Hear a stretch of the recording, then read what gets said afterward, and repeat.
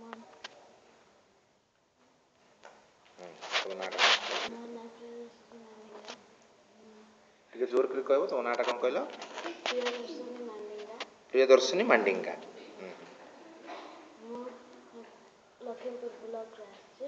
ଆମ ଗାଁ ପଟିଗଡ଼ା। ଆମ ଗାଁରେ ସମସ୍ତେ ଥିବେ, ଆମେ ମିଶି କାମ କରିବୁ, ସେଥିପାଇଁ ଆମ ଗାଁ ମୋତେ ଭଲ ଲାଗେ। ଆଉ ଆମ ଗାଁରେ ପାଣିର ଏତେ କିଛି ବ୍ୟବସ୍ଥା ନାହିଁ। ସେଠାରେ ଗୋଳିଆ ପାଣି ଆସିଥାଏ, ସେଥିପାଇଁ ଆଉ ସେଠାରେ ବେଶୀ ଅନ୍ଧବିଶ୍ୱାସ କରିବେ, ସେଥିପାଇଁ ମୋତେ ଭଲ ଲାଗେନି। ସେଥିପାଇଁ ମୁଁ ସେଟା ଉନ୍ନତି କରିବାକୁ ଚାହୁଁଛି। ଉନ୍ନତି ମାନେ କ'ଣ ସବୁ ଉନ୍ନତି କରିବାକୁ ଚାହୁଁଛ ତମ ଗାଁରେ? ଆମ ଗାଁରେ ଶିକ୍ଷା ଉନ୍ନତି, ଆଉ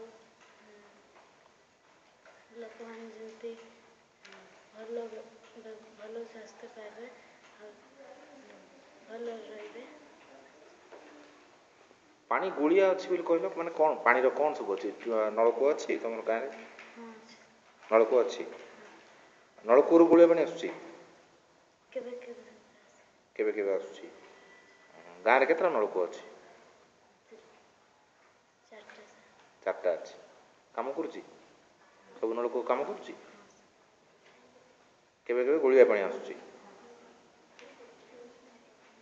ଲୋକମାନେ ନଳକୂଅର ପାଣି ପିଉଛନ୍ତି ନା ଚୁଆଁର ପାଣି ଯାଇକି ପିଉଛନ୍ତି?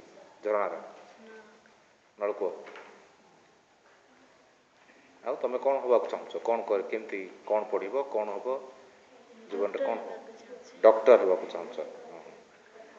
ଡକ୍ଟର ହେବାକୁ କ'ଣ କରିବାକୁ ହେବ? କେଉଁ ପାଠ ପଢ଼ିବାକୁ ହେବ ତା ବିଷୟରେ ଜାଣିଛ?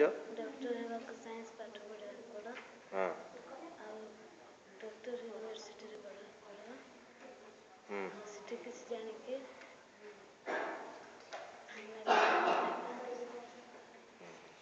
ଡାକ୍ତର ହେବାକୁ ହେଲେ ପ୍ରଥମେ ତୁମକୁ ଯୁକ୍ତ 2 ଯେତେବେଳେ ପଢ଼ିବ, 10th ପାସ୍ ହେବ। 10th ପାସ୍ ହେଲା ପରେ ଯୁକ୍ତ 2 ଯେତେବେଳେ ପଢ଼ିବ, +2, ସେତେବେଳେ ତୁମକୁ ବିଜ୍ଞାନ ନେବାକୁ ପଡ଼ିବ। ବିଜ୍ଞାନରେ ଆହୁରି କ'ଣ ନେବାକୁ ପଡ଼ିବ ନା ତୁମକୁ ବଟାନୀ ନେବାକୁ ପଡ଼ିବ, ଜୁଲୋଜି ନେବାକୁ ପଡ଼ିବ, କେମିଷ୍ଟ୍ରି ନେବାକୁ ପଡ଼ିବ। ସେଟାକୁ ସେମାନେ କୁହନ୍ତି CBZ ବୋଲି। ସେଟା ନେବ। ସେଟା ନେଲା ପରେ ସେଟା ନେଇକିରି ତାପରେ ତୁମେ ଗୋଟେ ଡାକ୍ତରମାନଙ୍କର ଗୋଟେ ପ୍ରବେଶିକା ପରୀକ୍ଷା ଅଛି, ଏଣ୍ଟ୍ରାନ୍ସ ଅଛି। ସେ ଏଣ୍ଟ୍ରାନ୍ସ ବି ଦେବ।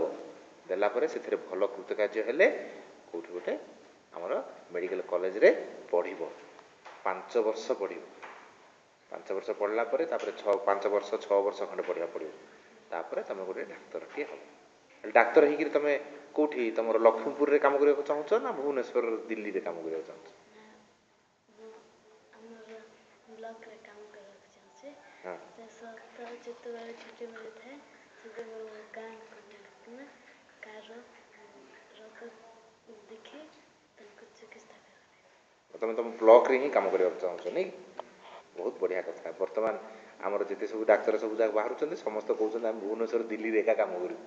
ଆମେ ବ୍ଲକରେ ଗାଁରେ କାମ କରିବାକୁ ଚାହୁଁନାହାନ୍ତି। ତୁମେ ଡାକ୍ତର ହୁଅ, ଗାଁରେ ଲୋକମାନଙ୍କର ସେବା କର, ସ୍ୱାସ୍ଥ୍ୟ ସେବା କର, ଲୋକମାନଙ୍କର ସ୍ୱାସ୍ଥ୍ୟ ଭଲରେ ରହୁ, ଏଇ ଆଶା କରୁଛୁ। କୋରାପୁଟ ଜିଲ୍ଲାର ସମସ୍ତ ଶିଶୁଙ୍କ ତରଫରୁ ତୁମକୁ ଏଇ ଶୁଭେଚ୍ଛା ଜଣାଉଛୁ। ବହୁତ ବଢ଼ିଆ କଥା। ତୁମେ ତୁମର ସ୍ୱପ୍ନରେ ସାକାର ହୁଅ, ଏଇ ଆଶାର ସହିତ ଆମେ ସମସ୍ତେ ତୁମ ପଛରେ ଛିଡ଼ା ହେଇଛୁ। ଧନ୍ୟବାଦ। Thank you.